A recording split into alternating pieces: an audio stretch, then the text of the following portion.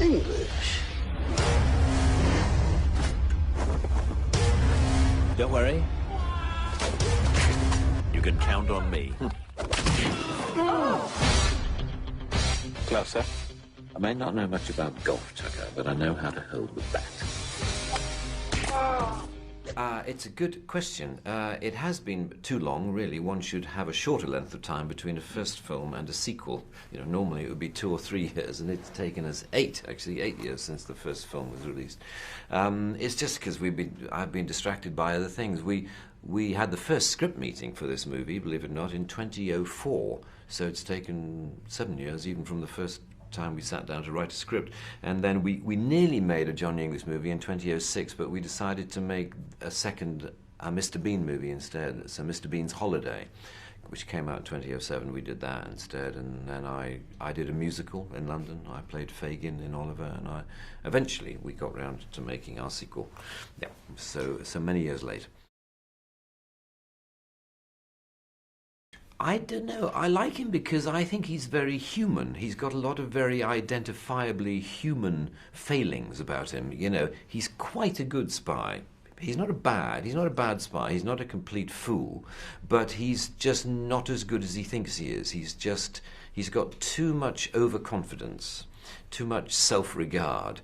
You know, he so wants to be James Bond, and he sort of thinks he is James Bond, and that's his essential failing. You know, that's why he keeps making mistakes, because he thinks he's this good when in fact he's only this good.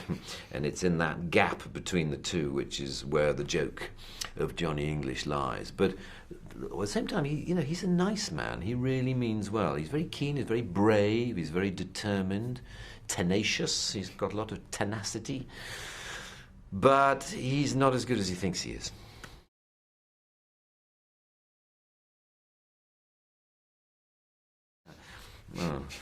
Well, the admirable bits of Johnny English are perhaps a bit like me. You know, he's brave, determined. I've got some of, well, I don't know if I am brave and determined, but I'd certainly like to think that I've got some of his good qualities, and I hope that I haven't got his smugness and his overconfidence, because they are, you know, not very admirable failings. So, but at the same time, obviously, I think he's closer to me than Mr. Bean is. I hope so.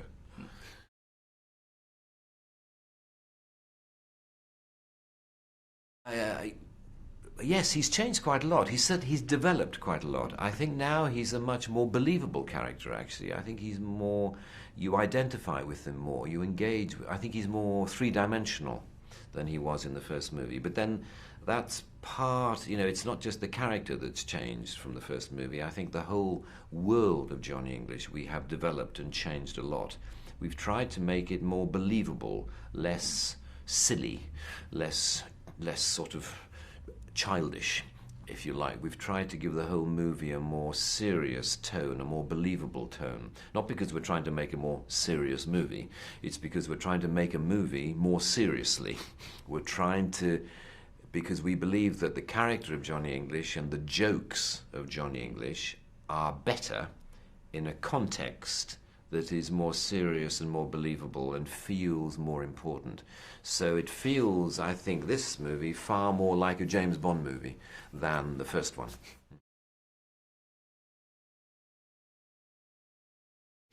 Well, now a driving movie I'd be very happy to be in. Anything with cars I'd be very happy, but generally speaking, action, fights and running about, I don't think I'm qualified. I actually did some fight training and some fitness training for this movie just to make sure that I was able to do what I needed to do, because there is a lot more action in this film than in the first film.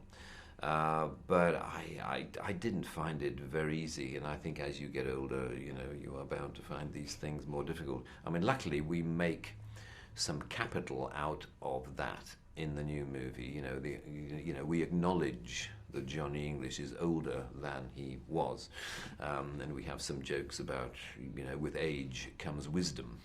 And we see how Johnny English has learned not necessarily to tackle a problem head on, but perhaps just to walk around it, which would seem to be the easier option.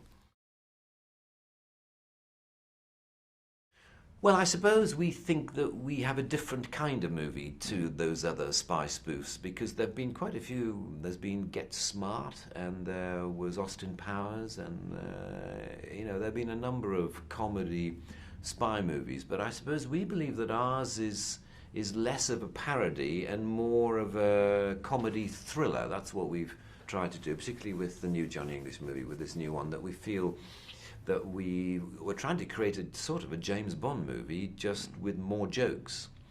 And because recently James Bond movies have got more serious, less jokes, less wit in many ways, that I think that in many ways it's cleared the field for us to come in.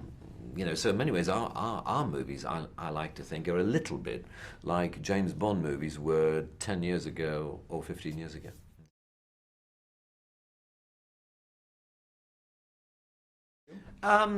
Well, it was a very glamorous moment in my life because it was the first movie I think I'd ever made in 1983 with Sean Connery, Never Say Never Again, and I remember sitting in the first class compartment on British Airways, flying to the Bahamas to play a part in a James Bond movie, and I thought this is what I always dreamt show business was going to be about. I mean, sadly, it's been downhill from then on, but at the time it felt very good. Unfortunately, when I look back on my performance, I don't like it very much. I think what I did was a bit of a caricature rather than a character. But still, it was fun at the time, so I should be grateful for that.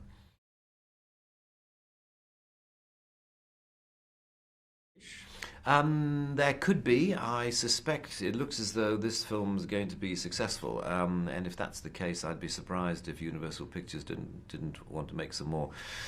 Whether I've got the energy in me to do another John English movie, I don't know, but it's a nice idea.